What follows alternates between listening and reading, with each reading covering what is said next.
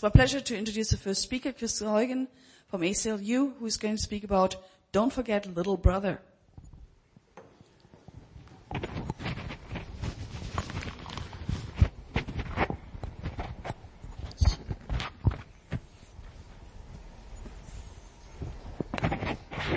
Good morning, everyone. Does this work? Can you guys hear me in the back, in the cheap seats? Yep? Okay. So, I have to apologize ahead of time. This is not going to be as technical as it could be. But it's 9:30 in the morning, right? So you guys don't really want to be talking about math. Maybe some of you do. I don't know. I don't. So I need to start with a disclaimer. So I work for the American Civil Liberties Union, the ACLU. But what I'm saying today, these are just my own views. It's just much easier by saying that. And then I want to begin with a confession. So I've been into security for a long time, and I think it really came from my childhood. I loved James Bond as a child. I loved Bond movies, and in fact, I loved the broader genre of spy films. Growing up, I would watch these films, and I'd be fascinated by this life and the gadgets and tools that they had. In particular, I loved this guy, Q. I loved like the little tools that he would give Bond, the exploding watches and like all these things. And so I was fascinated by spies as a kid. I was like torn between becoming a spy and becoming Sherlock Holmes. Like those were the two things I wanted to grow up to be. This is, of course, before I really knew what spies did. But in the movies, spies looked really, really cool. And as I got older, and I sort of started getting lost on portions of the web where you'd like go down this rabbit hole and you'd learn about these things, spy culture seemed really exciting. Everything that spies did was sexy. I think at a deeper level, I also just love secrets. I love learning things that I'm not supposed to know. And I don't know if like other people in this room share this characteristic. I think there's like a combination of things. Like, you know, there are those people who, if there's a red button and it says do not press the red button, they have to press it. So like, I'm one of those people. And then on top of that, like whenever my parents would be saying something and they'd be whispering, like I'd want to know what was going on because I always assumed either it was about me or it was interesting, or both. And so, you know, I think as my career has progressed from, you know, child to adult to whatever I am now, secrecy has been something that's fascinated me. And of course, the spies have all the secrets. Everything that they do is interesting and exciting. So there are these things that I remember reading about them on the internet when I was an undergrad and thinking like, okay, it's half conspiracy theory but half awesome. So anyone know what this submarine's called? Yeah? Yes, that is the USS Jimmy Carter. This is my favorite submarine. What does the USS Jimmy Carter do? It is the US government's undersea cable tapping submarine. And I remember reading about this, I think like 10 years ago. There was one like Associated Press or Reuters story, and for like the first decade, that was the only thing that was public about this sub. But I was fascinated. You know, I'd read these stories about cables getting cut in the ocean, and I was like, the USS Jimmy Carter was involved. Like, I was convinced that this sub was behind like everything mysterious happening under the ocean. Maybe some of you saw this story, maybe I guess a year and a half, 2 years ago. This is one of the patches for the spy satellites. This is of course one like that shows no shame at all. But there's this entire culture of patches and challenge coins for secret military operations. And like I remember like seeing the director of National Intelligence's office tweeting about this. I thought this is great, and so I quickly went on eBay and I bought one of the coins, and then like it blew up. And so like I love the world of secrecy, and like this really like captures it because you can own a piece of the secrecy. You're part of the club when you buy one of these challenge coins. So I don't know how many of you know this guy, Trevor Paglen. He's an artist. And he's just as obsessed with this stuff as I am. And so when I first learned about his work, I thought, finally, art I can appreciate and understand. It's like spy satellite art. And his latest thing, he learned to scuba dive and then went under the ocean and photographed international cables and the tapping points. It's art for surveillance geeks.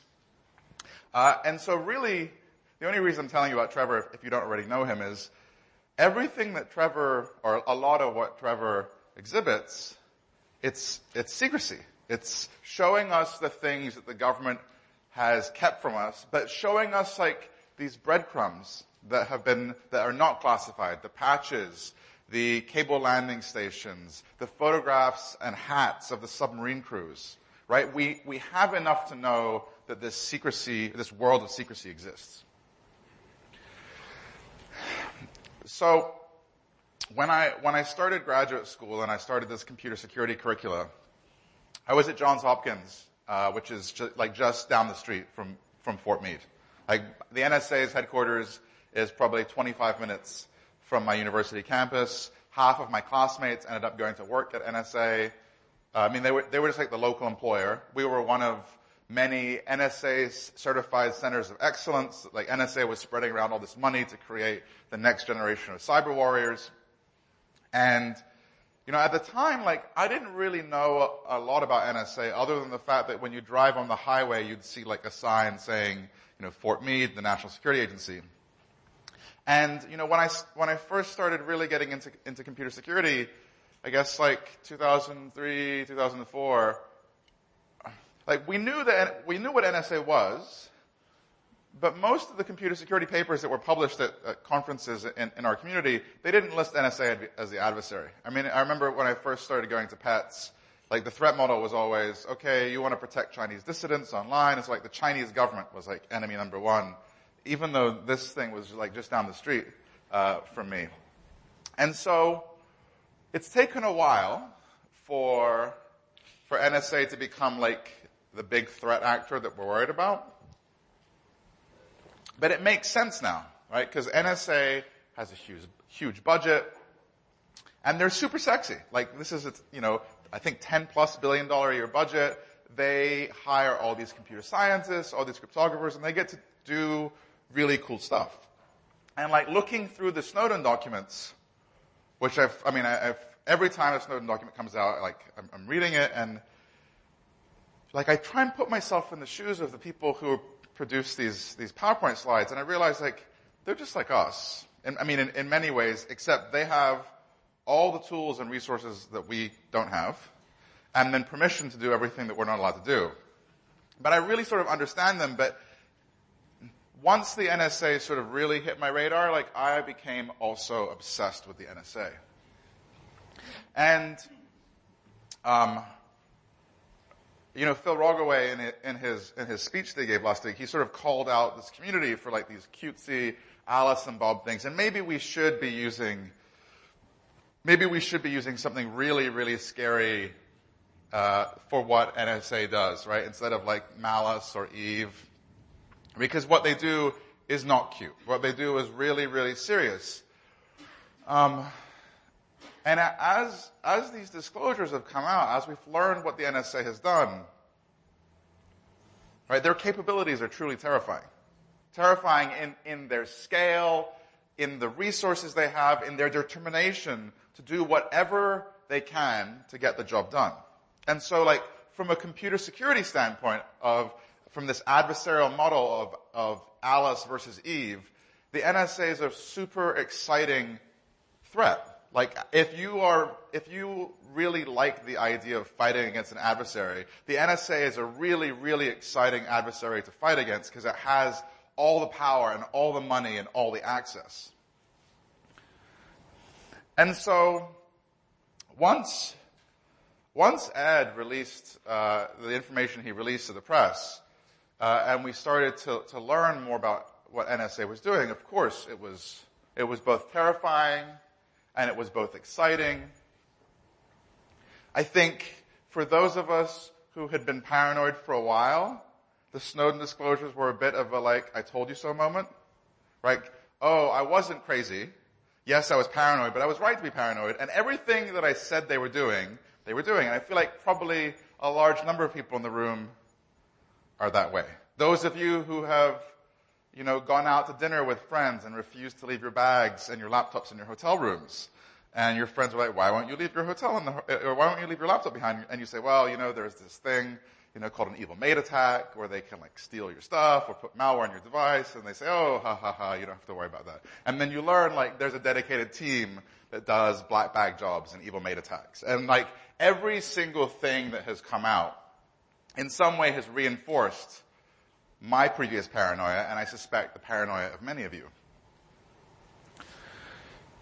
For years, in addition to being obsessed with the USS Jimmy Carter, I was obsessed with an obscure unit within the NSA. It's actually a joint unit between the NSA and the CIA called the Special Collection Service. And this is the close access operations team that works out of embassies around the world. This is, of course, the spy nest on the roof of the Berlin embassy. I think there's one here in Brussels. I drove by yesterday and we got dropped down to 2G signal. Right? And so for years, the only thing that was public about this team was this one book written by a washed-up, alcoholic Canadian spy who had been embedded within NSA. It's called Spy World. It's a really poorly written but really fascinating book. He was embedded in one of the first special collection service teams that went to Delhi and went to some other cities around the world. And he describes the early troubles they had in deploying this interception gear in hostile countries around the world. And so I was fascinated by the Special Collection Service. It's super exciting, spying out of embassies. It doesn't get any more spy novel than this. And so when the Snowden documents came out, this was the first thing I went for, and I was so frustrated that the first couple stories had nothing about this. And then when the first story that mentioned this came out, I said, aha, I've been right all this time. This thing did exist. And they are, in fact, doing really scary stuff. I suspect many of you have seen the Ant catalog that Jake published a couple years ago at CCC. I think also, it doesn't get any more exciting than, the catalog of spy gadgets that NSA has. This is the queue of James Bond in real life. The bugs and malware for routers. And so I remember reading these documents and getting this perverse pleasure of reading something I know I wasn't supposed to read. And I suspect that many of you have had that, right? So you're reading this thing and you look at the classification on the top as a shorthand for how exciting it's going to be. Right? So the words no foreign, you're oh my goodness, they won't even share it with the Five Eyes partners. This must be really, really good. I'll be honest, I get a huge amount of pleasure out of reading these documents. And for me, the best afternoon is a cup of coffee and a new Intercept story with a PDF document with some slides. That's the best afternoon possible. And I even get their jokes, right? They have this hybrid of nerd spy humor. Right? And I'm I'm looking through these PowerPoint presentations and I get their humor. Yes, it falls on flat ears for the general public, but as someone who knows enough about their world and has been in computer security for a while, I get their boring nerd humor. By the way, this is one of the best decks. It's all about how they steal or observe 0 days and SIGINT that's being done by other agencies and just sort of steal their secrets as they're going over the wire. It's really cool. But as exciting as the NSA is, as sexy as the NSA is, as terrifying and motivating an adversary as the NSA is, most of us don't actually have to worry about the NSA. I understand, when you're looking for that motivation in that introductory paragraph in your abstract, and you have to say why this thing is relevant, you need a motivation. And I totally get that. And it's exciting as someone who wants social change to come about. It's exciting that now papers at PETS and CCS and Usenix are now listing the NSA as the threat actor they're trying to protect people against. That's awesome. But the fact is that most of the surveillance that regular people face isn't coming from NSA.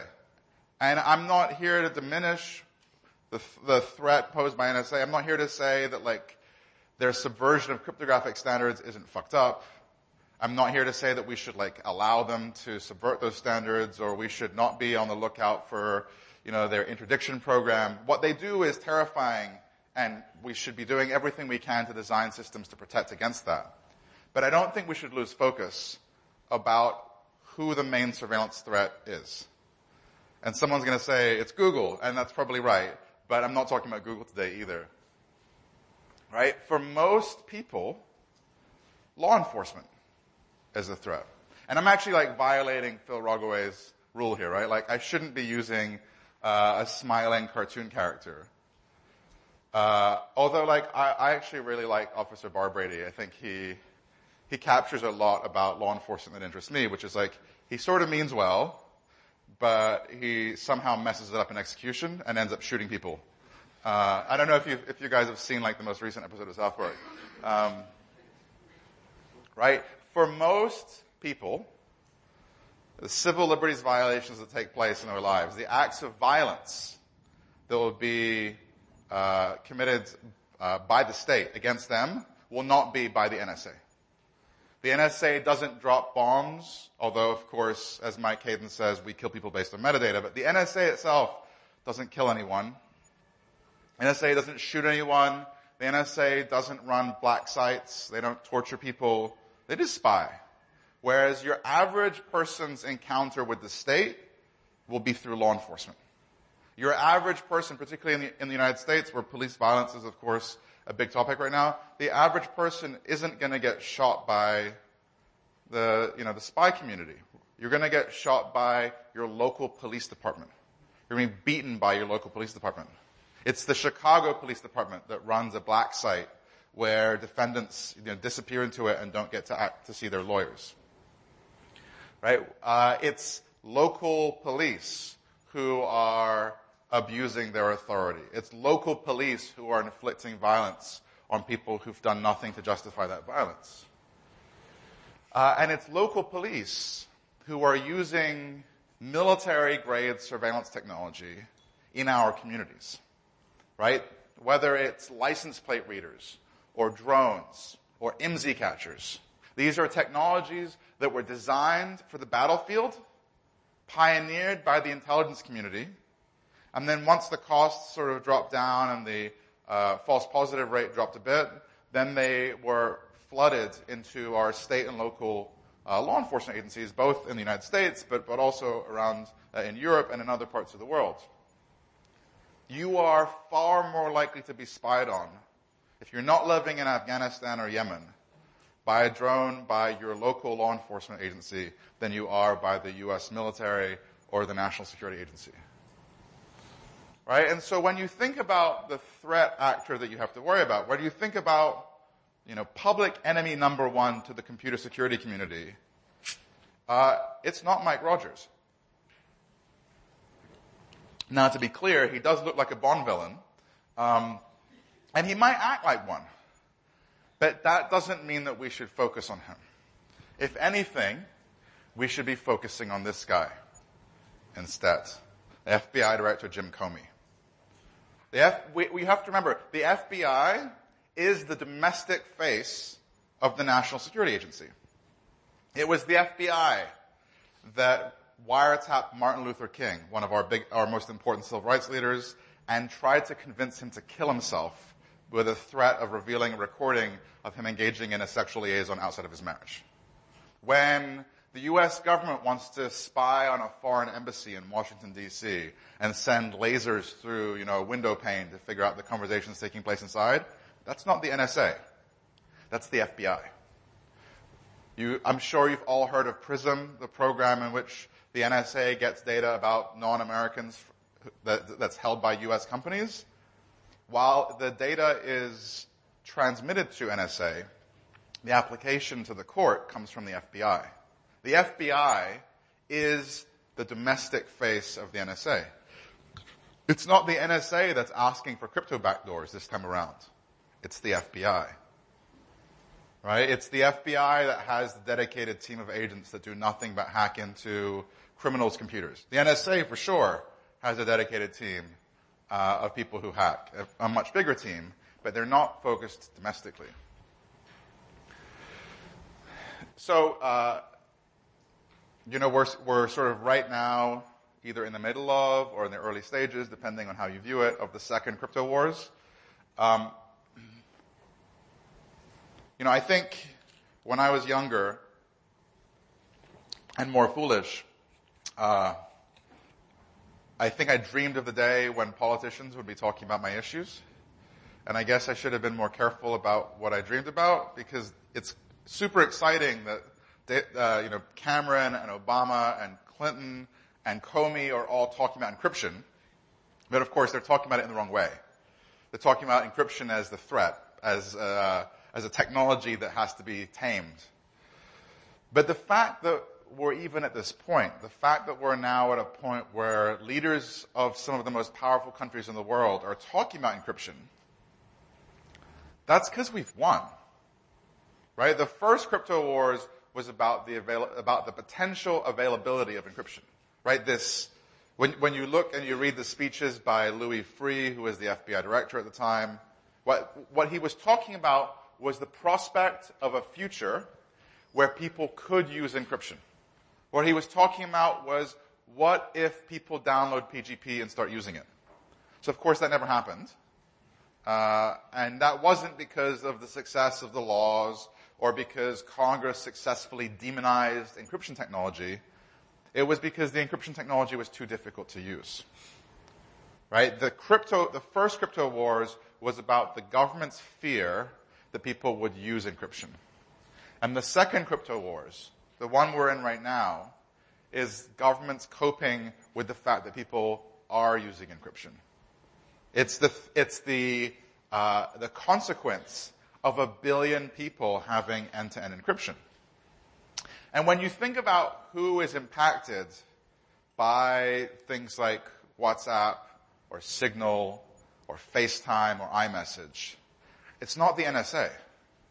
Right? The NSA has 30 different ways to get where they want. And for sure, we've taken the cheapest way off the table. But there's still 29 other ways for the NSA to get what they want. But the people who are feeling it now are law enforcement. Right? It's the local law enforcement department that doesn't have the resources. They're the ones that are going dark. They're the ones that are going to Congress and saying, we don't have the ability to get information that we could have gotten in the past. And so that's why we're seeing calls in Congress. That's why we're seeing politicians calling for legislation to allow the government to pierce the veil of the dark web, or whatever Dianne Feinstein said yesterday. Okay, so how are law enforcement agencies coping? So the first thing, of course, is that they are getting into the hacking business. I've spent 4 years, I guess, researching this now. 3 or 4 years. In 2013, I gave a DEF CON talk where I revealed the existence of the Remote Operations Unit, which is this dedicated FBI team at Quantico that delivers malware to people. And I found this through LinkedIn, through the LinkedIn pages of contractors who work for the FBI. Then last year, while reading, I think, like 2,000 pages of documents that EFF had obtained, I stumbled on a couple pages showing the FBI had impersonated the Associated Press. Right? So, yes, they have malware. How do they get malware onto your computer? This is sort of the million-dollar question right now. And social engineering works sometimes, but it doesn't always work. And so this thing that I've been focused on for the last, I guess year or so, has been the rise of watering hole attacks by the FBI. It was, I think, in 2013 that we first saw an attack like this by U.S. law enforcement. I think it was like a couple days after DEF CON. And a site called Freedom Hosting, which was a Tor hidden service based in Ireland, that had a large number of websites on it. The FBI took it over with the help a foreign law enforcement partner, and then actually delivered malware to everyone who visited any website on that server, not just the server or the websites that were delivering contraband. I think it was child porn. So that was the first watering hole attack that we know that the FBI performed. We don't have a copy of the court order, so we don't know what they asked the judge. We do know, though, that they delivered malware in an overbroad way. Right? There was a service running on Freedom Hosting called Tormail, which was billed as an anonymous email system. I don't know how anonymous it was, but people who were using Tormail certainly were not engaging. Not every one of them was engaging in any kind of criminal activity, but they all got the FBI malware too. And there have been a couple other watering hole attacks in the last 2 years. So what's interesting about Tormail, the Freedom Hosting hack, is the FBI didn't use zero-day. They didn't use a security flaw that was not known to the community. They took advantage of a flaw that was known, had been fixed in the latest Tor browser, but they leveraged the fact that most people were probably running an out-of-date version of the Tor browser. And if not most people, then enough people. Separately, there was another takedown,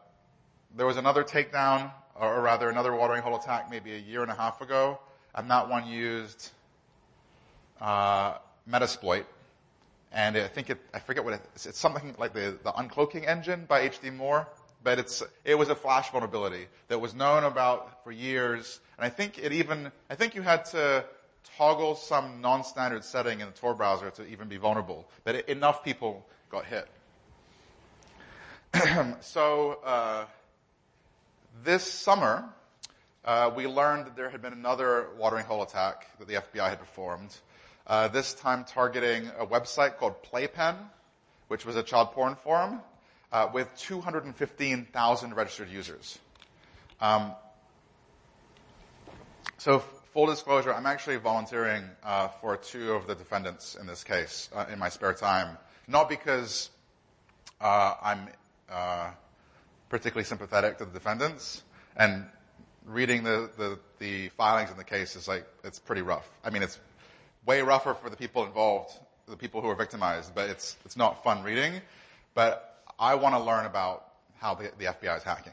And the way this works is they pilot the techniques in child porn, and then once they're comfortable in that area and they've got judges to buy it, then they spread to other areas. But by the time they start using this to go after people who are engaging in less disgusting activities, the precedent's set. And so if you want to fight legally the government hacking, you have to get it early. You have to get involved in some of these really disgusting, horrible cases. And so I'm an expert volunteering in 2 of these cases, and I can't tell you much about the cases because they're sealed. But there have been some public articles written because the government didn't seal all of the documents in the case.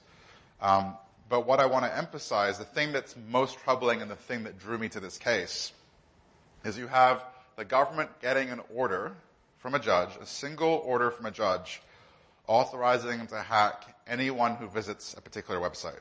And this website had 215,000 registered users. Now, I'm not arguing that the people who visited the site were good people. I suspect that most, if not all of them, were really bad people who were engaging in really bad things. But I have serious problems with the prospect of one judge authorizing 200,000 searches of 200,000 computers located around the world. To me, that seems like not enough oversight. In my ideal world, there's 1 warrant for 1 computer, and maybe you get 1 warrant for 5 computers or whatever, but 200,000 in my gut seems like a problem. And so I'm volunteering in this. The only reason I bring it, I let you guys know about this is because the watering hole attacks haven't stopped. And if anything, they're continuing. So this is one of my favorite quotes from the law. This is Judge Richard Posner, who's he's very famous in the States because he combines economics and the law. But I'll just read you this quote quickly.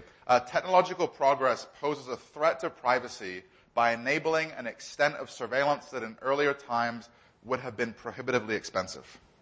Right? And so this is the lens through which I view most of my work. Surveillance used to be expensive. And if you think even 5 years ago, there's no way that the government could have searched 200,000 computers simultaneously or over, 1 or 2 week period. There's no way that a team of probably 1 or 2 agents could have done that kind of searching. They didn't have the resources. It was a manual activity. You look at some of the NSA documents that have been published, and they talk about how, TAO, which is Tailored Access Operations, their hacking unit, in the first few years they had 50 or 100 or 200 implants. And then they say, okay, we want to scale up to 50,000 or 100,000 implants. The NSA realized pretty quickly that to be successful, hacking couldn't be manual. It had to be automated. It needed to scale. And what's happening now is that surveillance by law enforcement is scaling. Right? So it used to require a team of agents to follow you as you drove around town. They'd have 24-hour surveillance, and there'd be all these cars, and they'd do this thing called a box, a floating box, where every time you looked in your rearview mirror, you'd see a different car.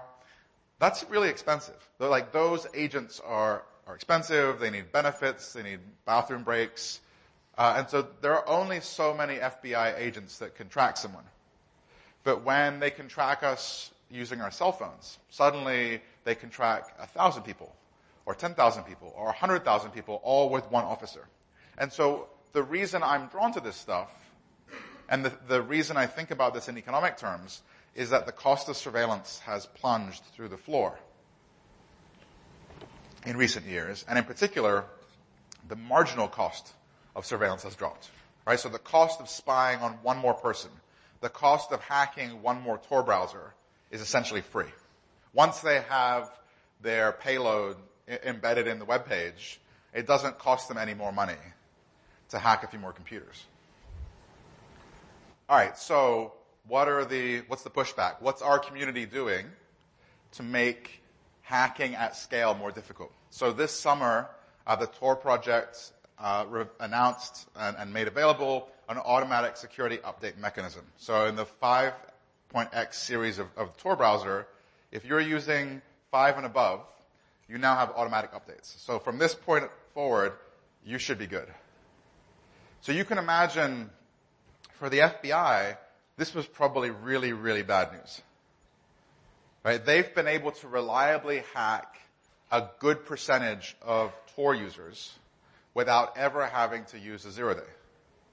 Just by taking advantage of the fact that humans are lazy, even humans who use Tor are lazy, and are probably running out-of-date software. I used to love watching Scooby-Doo as a kid, and the end of Scooby-Doo, there was always the same thing, right? There would be this guy wearing a mask, and they pull off the mask and figure out who it was, and then he would say something. Anyone know the phrase? Would have worked too if not for you meddling kids. Yes.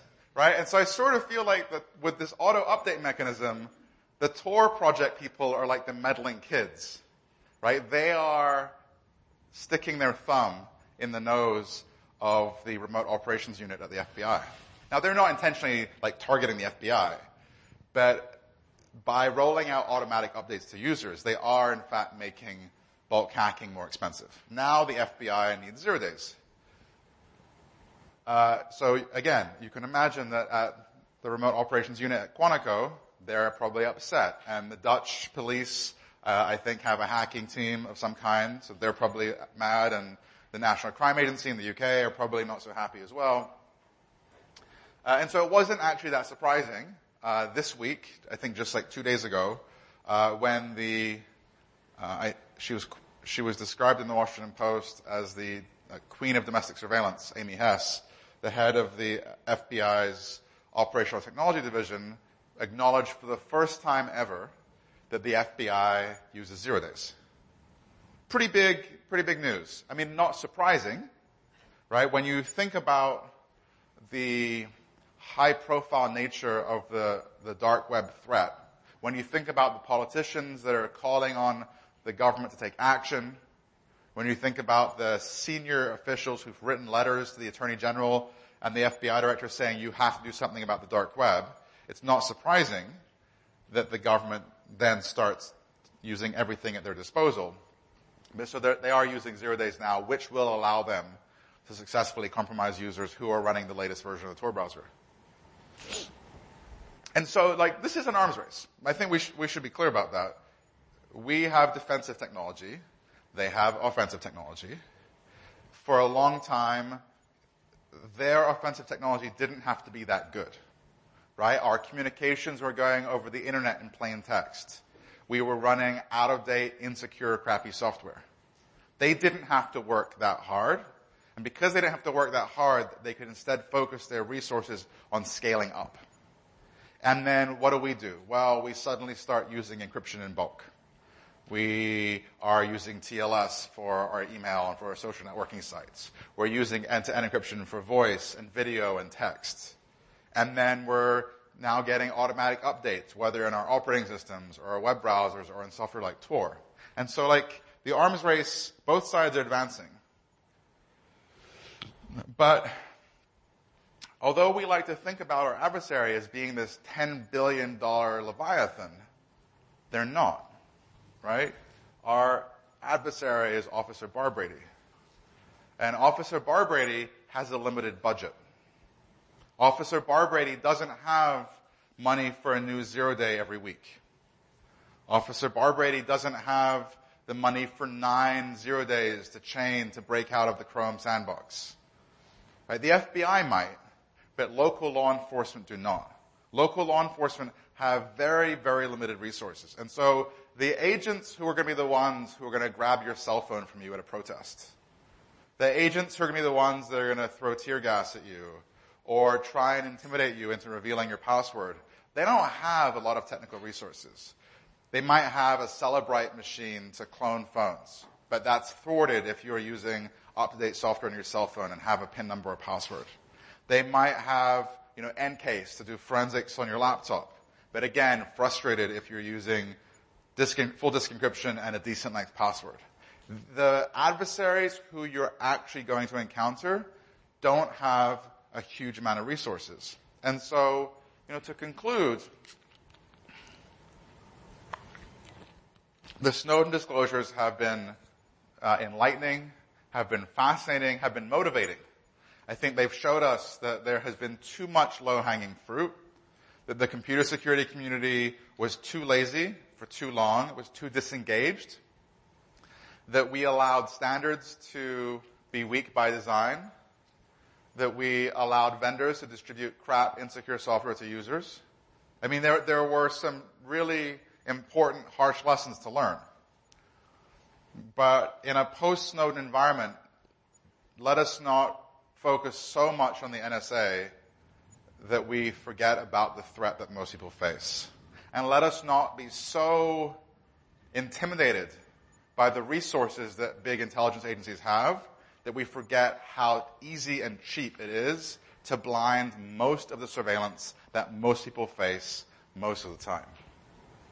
Most law enforcement agencies have very limited budgets, and even the most basic privacy-enhancing technologies are often enough to frustrate surveillance. And if not to frustrate targeted surveillance, then at the very least, to frustrate bulk surveillance.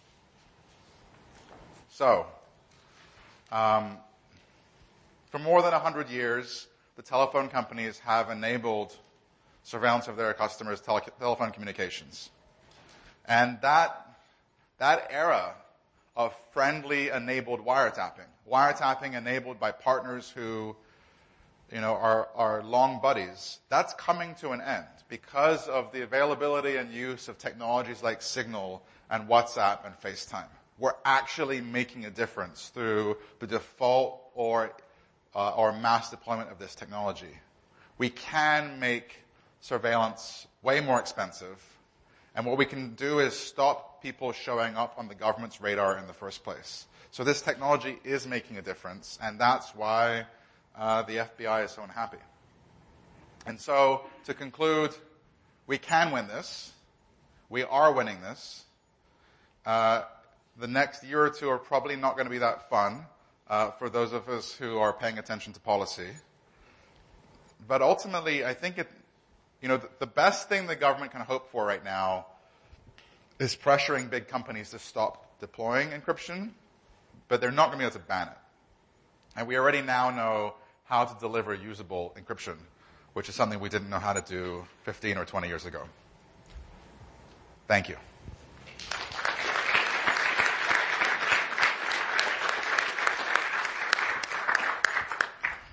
Thanks a lot for your awesome talk. Any questions? If so, come to the mic, line up here, say your name.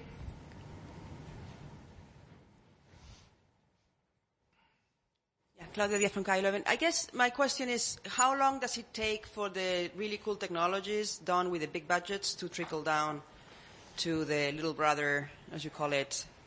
So how long, what is the time gap that we have to actually adapt from the big, powerful attack weapons they are actually being used by the local law enforcement?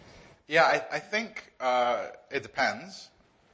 IMSI catchers took 20 years to filter from the devices that just the intelligence community was using till local cops get them. Malware has taken a lot less time. I think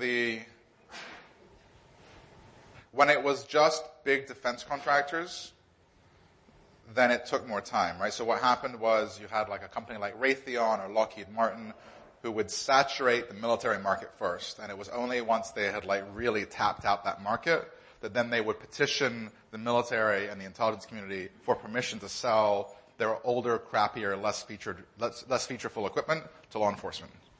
And then, to be clear, cops don't have the money for this gear, right? So when you see in Ferguson, Missouri, and you see these armored personnel carriers and these police guys wearing Kevlar and these machine guns, the police didn't pay for any of that stuff. That was money from the feds. There are grant programs that distribute military technology to local law enforcement in the name of keeping our streets safe. And so, one of the big factors is well, who's writing the checks? And this is maybe too much information, but there's these national grant programs in the U.S. and each state gets told how much money they're going to get ahead of time. They don't. It's not like when you're an academic and you say Dear National Science Foundation, I would like $200,000 for this study, and they say, do you need this? There's no competitive bidding. It's more okay, it's like Oprah, you get a car, you get a car, you get a car. And so they have a certain budget that everyone gets. It sort of scales based on the population. But they only have so much money. And so the cost has to drop enough that they can afford to buy it.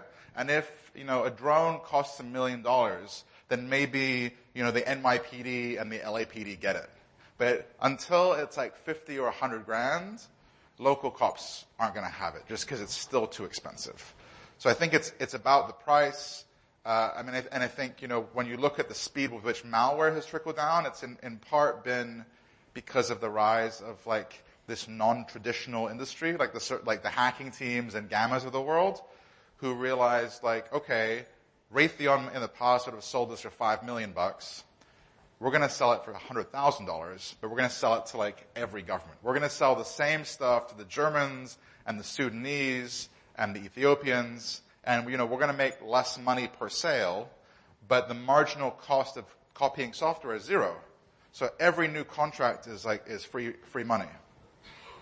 So I think, the stuff trickles down to local law enforcement faster if it's software than hardware. Yes. So I have a question about hacking and hacking at scale and surveillance versus mass surveillance. Do you have any thoughts on the kind of respectability politics of the phrase mass surveillance as opposed to targeted surveillance? Targeted surveillance would kind of be okay, but the problem is that it's mass surveillance. And actually, maybe we should ask, when we have targeted surveillance and targeted hacking, that also maybe is just unjustified in itself, not just because of the scale, but when the FBI are following people around in cars, it may be quite expensive, but it's not the cost that is the problem. The problem is that they're following people around. So one of the hardest lessons for, I think, civil liberties people to learn after the Snowden disclosures was the fact that the spies had their own language, right? And so they redefine English words, or words in French or Spanish or whatever. But they redefine words that everyday people use, and they make them mean something different. And, like every profession has its lingo. Like I get that, but it serves an additional purpose in the intelligence world because it means they can deny something or they can say something and it's totally true in their world, but it's totally deceptive to the people outside of that world, right? So they redefine words like relevant or targeted or bulk or selector, right? They have special meanings for these words.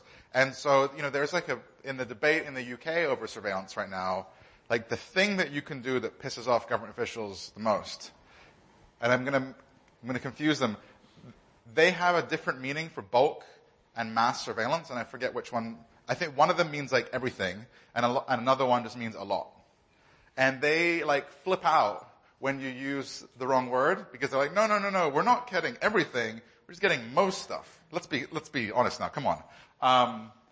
And so it's really easy to fall into the trap of using the wrong word. I think many of us don't really see a distinction when it comes to violations of civil liberties between getting 100% of internet traffic and getting 80% of internet traffic, or getting just email and not spying on Netflix traffic. But for the spies, that's a really big, important distinction. To your question about targeted versus bulk, one of the reasons why it's easier for me to give a talk like this wearing my own hat and not my organization's hat is there isn't consensus among civil liberties advocates about what level of surveillance is okay. There are a lot of civil society advocates in the US and in Europe who have taken the position that some surveillance is okay. That there are bad people out there and the government should, in fact, tap their phones and hack their computers. There are people in this community who have said that they think it's a really smart idea for the authorities to hack endpoints of devices and, in fact, to use 0 days as long as they disclose them in some reasonable period after they're discovered or purchased. So I'm not in that camp. I think that all surveillance is wrong. My personal view is that surveillance and wiretapping has a corrosive effect on our democracy or democracies, and that while the ability to read someone's emails or monitor their communications is undoubtedly useful, the effect that it has on a society is way, way worse than whatever benefit it brings.